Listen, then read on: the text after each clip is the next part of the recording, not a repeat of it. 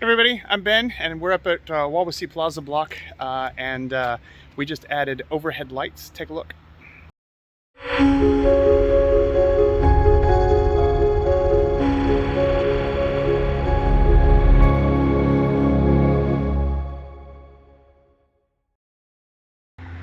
So this is some art mural work for the town of Syracuse that they put up.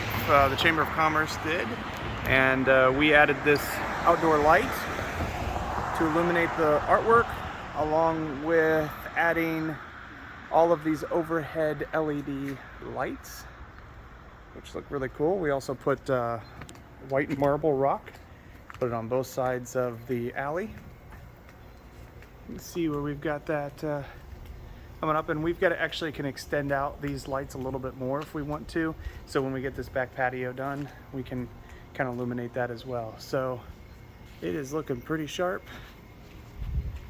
Zoom out here a little bit more.